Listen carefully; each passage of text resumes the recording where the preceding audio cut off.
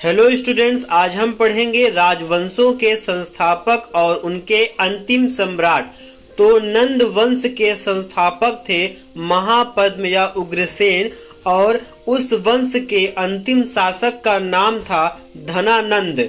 उसके बाद मौर्य वंश के संस्थापक थे चंद्रगुप्त मौर्य और अंतिम शासक का नाम था बृहद्रथ। उसके बाद गुप्त वंश के संस्थापक थे चंद्रगुप्त प्रथम और अंतिम शासक का नाम था स्कंदगुप्त। उसके बाद शुंग वंश के संस्थापक थे पुष्यमित्र शुंग और अंतिम शासन देवभूमि थे।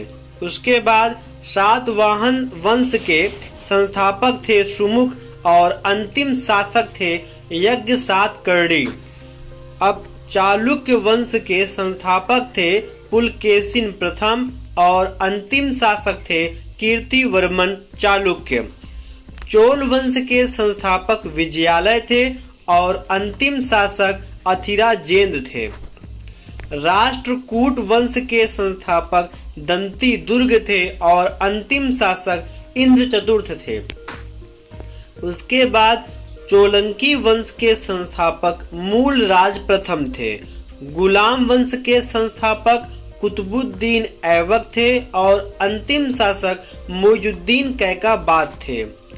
खिलजी वंश के संस्थापक जलालुद्दीन थे और अंतिम शासक खुसरो खान थे। तुगलक वंश के संस्थापक गियाजुद्दीन तुगलक थे और अंतिम शासक फिरोज शाह तुगलक थे। लोदी वंश के संस्थापक बहलोल लोदी थे और अंतिम शासक इब्राहिम लोदी थे। मुगल वंश के संस्थापक बाबर थे और अंतिम शासक बहादुर शाह द्वितीय थे।